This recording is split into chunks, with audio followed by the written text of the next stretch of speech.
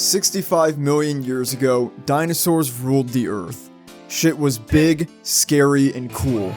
Now, shit is small, dumb, and lame. Except for that giant saw thing in like Germany or whatever, that thing's still big and scary and cool. Ever since the prehistoric bones of these big boys were discovered and humanity fell for Satan's lie that they actually existed, they've captured the hearts and imaginations of generations. Giant monsters were real, here are their bones, maybe they look like this or maybe they had feathers, they're incredible. These strange remains of a time before us, an alien planet existing exactly where we are now. Hundreds of millions of years ago, the place you're sitting, scratching your tummy and eating garlic and onion boiled Chex Mix, was once home to a pack of velociraptors who maybe ate some sort of prehistoric Chex Mix composed of rocks and bones. What would happen if you or I were to ever meet one of these creatures? Could we befriend and live in harmony with them like we have so many other animals? Could I feed ham from a Hot Pocket to a Troodon? Could we maybe even learn to love dinosaurs? Many films over the course of film history have been made trying to answer this question, with many falling in the camp of, dinosaurs are so scary, they're gonna freaking kill us, pouty face emoji. Movies like Jurassic Park, King Kong, The Lost World, The Beast from 20,000 Fathoms. What the fuck is a fathom? Fathom this dick. But obviously there are plenty that envision a tranquil coexistence like the Flintstones where the dinosaurs are our appliances and we shit in their mouths. Or perhaps you're more of a caveman starring Ringo Hey, wait a minute, get out of here Ringo. I play the caveman. No, you play the drooms. Perhaps you're more of a We're Back type of thug, or Land Before Time, or Super Mario Bros. 93, or even Jurassic World Fallen Kingdom type of guy. I had to. They're alive. Like me. This movie made me scowl. Hopeful visions of worlds where it could have gone another way. But enough saying the names of other movies. In terms of movies about loving a dinosaur, no other film, maybe, explores that theme better than Tammy and the T-Rex. Tammy and the T-Rex is a 1994 sci-fi horror romantic comedy starring Denise Richards and Paul Walker, where a teen romance is thrown into disarray when a mad scientist puts the young man's brain into a mechanical T-Rex. Yeah, I'm not kidding. Paul Walker is in this movie. White Boy Awesome himself years before he became one of the most historically significant and important actors of all time in the hit film franchise, The Quick and the Slick. You may think me covering this movie is just a desperate attempt to rope in fans of my Fast and Furious videos by putting Paul Walker in the thumbnail and title, but no. Tammy and the T-Rex is often lauded as a bad movie, and it's totally understandable why. The people who made it got the title of their own film wrong. Is it actually Tanny and the T-Rex? She's credited as Tanny, but everyone calls her Tammy. You know Tammy talks about you.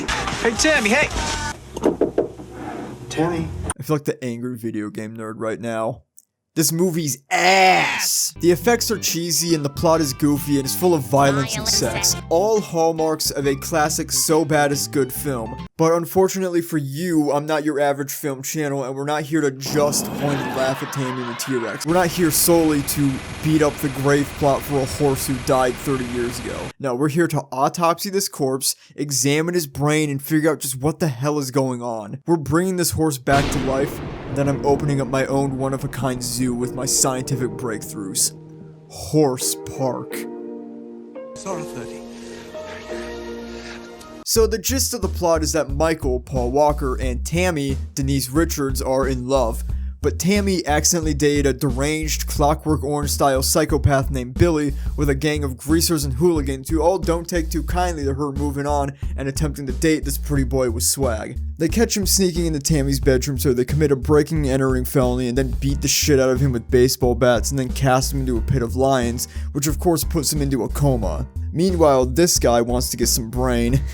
Same. Specifically some brain for his mechanical T-Rex because he wants it to be alive, so he seizes the opportunity of Michael being in a lion-induced coma, and they kidnap him, jigsaw his head open, and bada boom, bada bing, being a dinosaur is the new hot thing. Now I hate to even give the benefit of the doubt to a violent crew of lunatics trying to control the love life of a teenage girl, but when they're willing to commit a litany of crimes to prevent these two from being together, you really have to start to wonder if maybe this Michael guy is actually some bad news. We hear early on that he's on one of the sports teams at school, my guess is football, and recently the team lost. so maybe Billy doesn't want his ex dating a loser? During their first fight, Michael and Billy engage in a grabbing each other's balls contest, where Billy is deemed the loser, not just for getting his balls grabbed hard by Michael, but for also not actually grabbing Michael's balls at all. What's the matter with you, boy? Ain't you got no balls? I got a cup one. This tells us that Michael isn't afraid to play dirty and use every advantage he has to win. Their balls could represent their masculinity or their respectability as men. Billy's ego is wild and loose and easily exploitable, whereas Michael's is encased in a protective cup, which could retroactively represent when he becomes a robot dinosaur, his humanity trapped inside a shell. He's a ghost in the shell. When Michael does become the robot dinosaur, he pretty much immediately starts murdering people, but this is by no means a blind rage.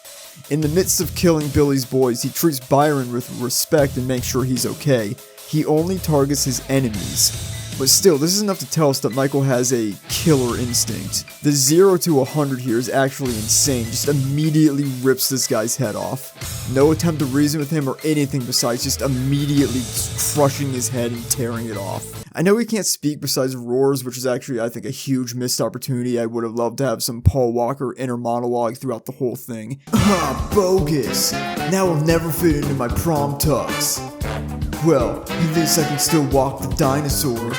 The movie has a shocking amount of violence in it, but it's mostly contained to this 30-minute stretch from the time the scientist jigsaw his head open to the point where he's done killing Billy's crew. From there, the tone switches to a romantic comedy where Tammy and her friend Byron, who is perhaps supposed to be gay, but I'm not really sure, Work it, girl.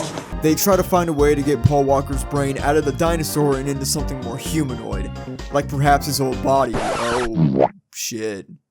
Well, that's aged poorly. But you really gotta ask yourself, just who is this for? A lot of the comedy and dialogue suggests maybe like a PG-13 comedy, but then it's full of sexual innuendo, then just some sexual no innuendo, and blood and gore, which suggests an R-rated film. I think the movie is definitely intended for adults, but maybe that's for reasons even further beyond violence in movies and sex on TV. You see, you need to have an extremely high IQ to understand Tammy and the T-Rex. It's a film about many things: humanity, the soul, God, the future, nature, hierarchy, and so much more than just a bunch of teenage stereotypes caught in an absurd situation with a dinosaur animatronic. Tammy and the T-Rex is Jurassic Park meets Frankenstein meets RoboCop meets, I don't know, pretty much any 80s comedy.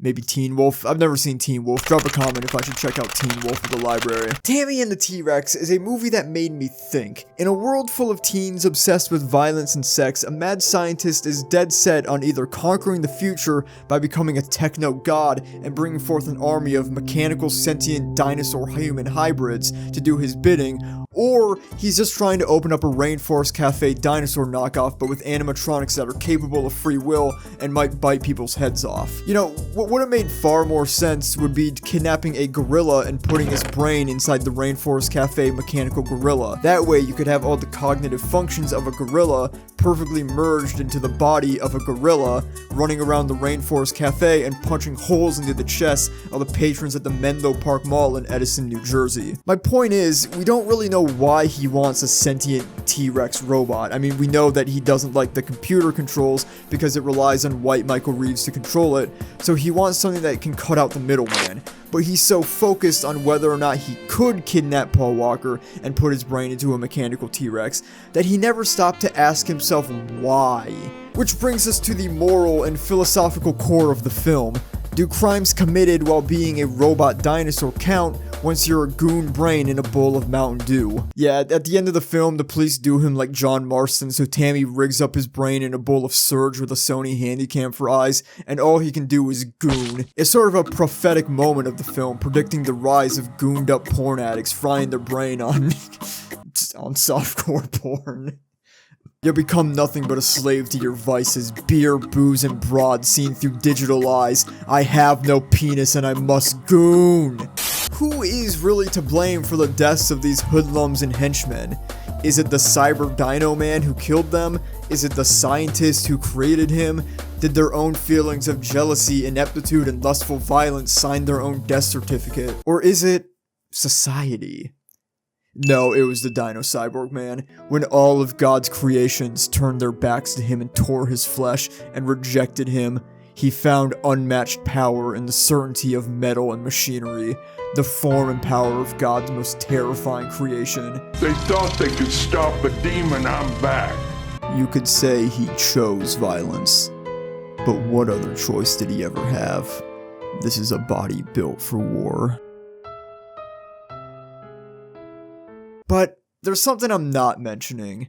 The real story of this movie. You see, the director and writer of this film isn't just some jackass, hack fraud, bozo, clown, piece of shit, moron, dickhead, idiot, curly fry, You see, he'd been in the business of making weird-ass films for a minute. His name is Stuart Raffel, and he made Mac and Me. And now I think we have a clip from Mac and Me, if we can just play that real quick. You know what? You guys make a lot of sense. I'm gonna go propose. Swish! Hey, wait. Thanks, guys. Ah, shit. That was the wrong clip. That was from the 2014 Paul Rudd classic, They Came Together. How embarrassing. Call me Paul Rudd, cause I only eat my burgers if it's all crud. Mac and Me is another movie I've been meaning to see. It's some sort of McDonald's themed E.T. ripoff, but they made the alien even scarier. And that is the scariest fucking thing I have ever seen in my entire life. Legend goes that in 1994, a man who owned a robotic T-Rex with functional arms and eyes and a head came up to Raffel and said, "Hey boss, I got this fucking T-Rex thing, we gotta make a movie, but it has to be done in like 3 weeks cause then I won't have it anymore." And Raffel was like, "Oh yeah, no problem." Which honestly, yeah, people make fun of this movie like it's weird and corny, Paul Walker is dressing a little bit fruity, but with how quick of a turnaround they had, and the fact that it's this coherent, and has effects this good, okay, don't show that one. Like, it's actually kind of amazing. Movies are wild, man. I mean, this guy was considered one of the worst in the game back in the 80s. He got lions, gore, car chases, all sorts of fun stuff. I don't really get it at all. Like, who gave him this money and these resources? Can we give more money to crazy people so they can make more shit like this? Recently, Harold and the Purple Crayon opened to like $8 on a $40 million budget. And I can't help but think they might have been able to turn a profit if they merely didn't make the budget so $40 million, and also if it wasn't a live-action adaptation of Harold and the Purple Crayon. They needed to scale back the budget by about $39 million and make it about something else. You know, what if you gave 40 filmmakers $1 million? Most of them will blow it all on DoorDash and GTA 5 shark cars within 4 days, but a few people might actually produce some timeless, strange, fascinating pieces of art that also won't turn any profit, but they'll at least be like fresh ideas maybe. It's been 30 years and there's still nothing like Tammy and the T-Rex. Is it because the idea sucks, or were we just not ready for that one? Well, I've been to DeviantArt a few times, and let me tell you, people want to dinosaurs these days. Get Denise Richards and Paul Walker back for the sequel. Oh, right. They only had the mechanical T-Rex for 3 weeks. Oh, and Paul Walker's f***ing dead.